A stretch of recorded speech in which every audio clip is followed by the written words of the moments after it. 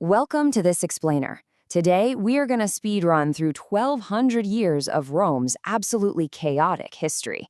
We're tracing a wild journey that starts with muddy, underdog outcasts and ends with a massive global empire that literally conquered 10% of humanity.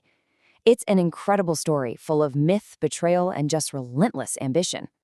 To keep us on track, we've got a 5-part speedrun checklist today. The Foundations and Kings, the Republic, the Rise of Caesar, the Golden Empire of Augustus, and finally, Division and Decay. Let's jump right in. Section 1, Foundations and the Kings.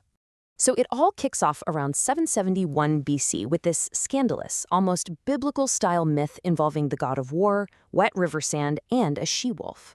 According to the source material, a king named Aemilius stole the throne and forced his niece to become a virgin priestess.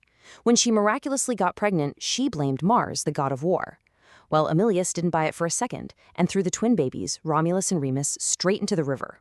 But they actually survived the wet sand and were nursed by a female wolf.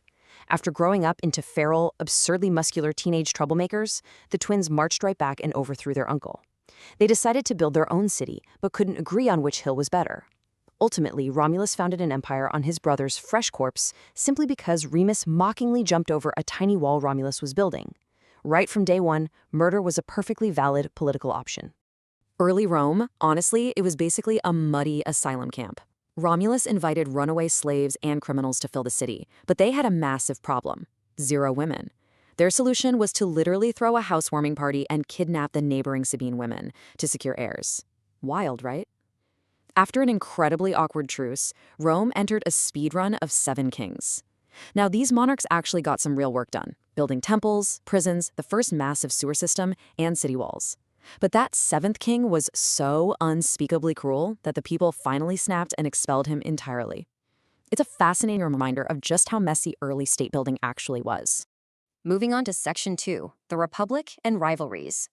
So they completely replaced their kings with 2 consuls who could veto each other. You'd think this new political balance would bring some peace, right? Wrong. An attack from the outside changed Rome forever.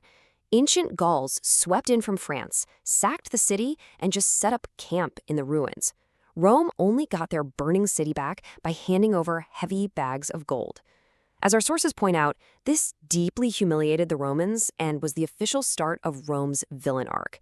They decided the absolute best defense was a relentless offense and just started flattening every neighboring tribe that looked remotely suspicious. Which brings us to the chaotic trilogy known as the Punic Wars.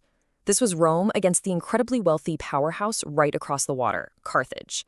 Rome was completely addicted to military expansion by now, but Carthage ruled the sea. So Rome's solution was to just steal Carthaginian ship designs and build their own navy overnight. Rome managed to win the first round, setting the stage for a massive, brutal sequel. And speaking of that sequel, consider the number 37. In response to Rome's rise, the Carthaginian general Hannibal marched 50,000 troops toward Italy. But to get there, he did the unthinkable. He brought 37 elephants over the icy, snowy Alps. He was an absolute madman who wrecked Roman armies on their own soil for years.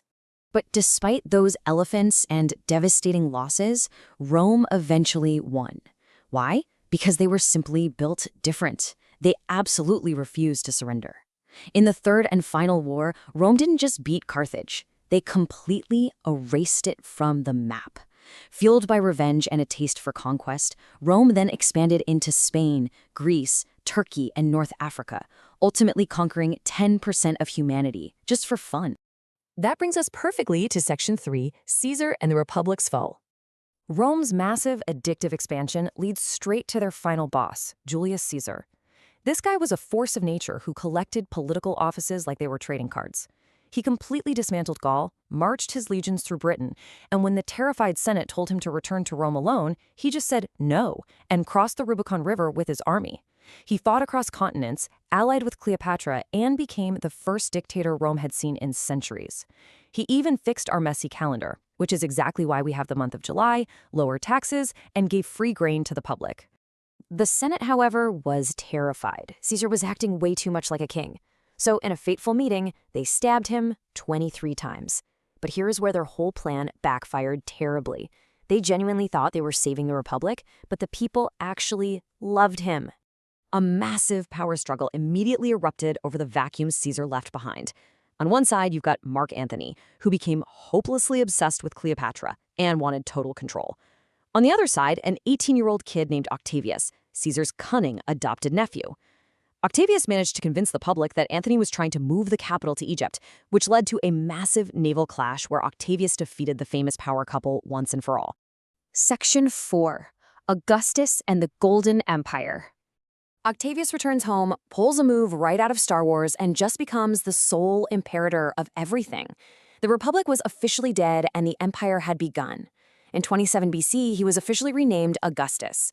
Honestly, his smartest move was totally restructuring the military.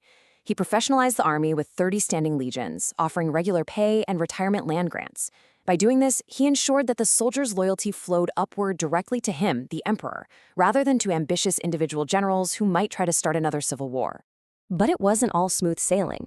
In 9 AD, they hit a massive reality check. General Varus marched into the dark German woods and was ambushed by a former Roman ally named Arminius in a flash. 20,000 highly trained professional Roman soldiers were completely wiped out. Varus took his own life, and Augustus made a landmark decision. The Rhine River would be the permanent border of the empire. The days of endless conquering were officially over.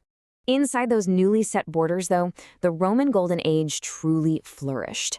Diplomacy fixed borders without war, incredible roads connected vast territories, and massive aqueducts kept cities incredibly hydrated and clean. Romans were literally chilling in public baths, enjoying a level of civic infrastructure that looks remarkably like what we expect in modern cities today. It was security and luxury that outside barbarians deeply envied. And finally, Section 5, Division, Decay, and Downfall. Because nothing lasts forever, right? It's time to spin the wheel of misfortune. The stability of Augustus just didn't hold. We saw rulers like Caligula get ended by his own guards, and Nero, who fled as half of Rome, literally burned the ground. By 69 AD, the system was so incredibly broken, they had 4 different emperors in a single year, as legions just marched on each other for power. The empire did hit its peak geographic size under Trajan in 117 AD, but by 193 AD, respect for the throne was so non-existent that the Praetorian Guard literally auctioned the emperorship off for cold, hard cash. Then came the 3rd century, which our sources essentially describe as pure hell.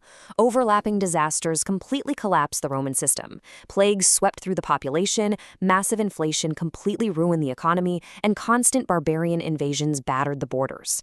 Meanwhile, Christianity started spreading rapidly, which thoroughly annoyed the traditional elite. At this point, emperors were dying every other week.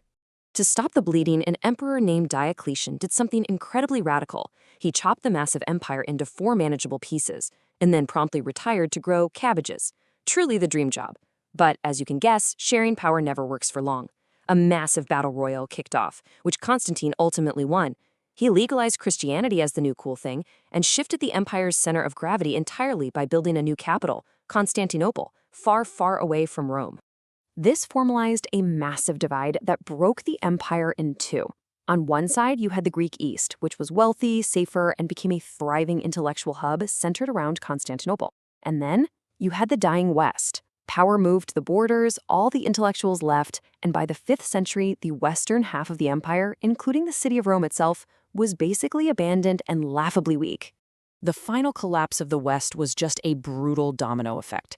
Shadowy villains known as the Huns exploded out of the steppe, pushing terrified Goths right into Roman borders. Instead of managing this crisis, corrupt Roman officials exploited the starving Goths until they finally revolted. This led to the disaster at Adrianople, where a Roman army and its emperor were entirely slaughtered.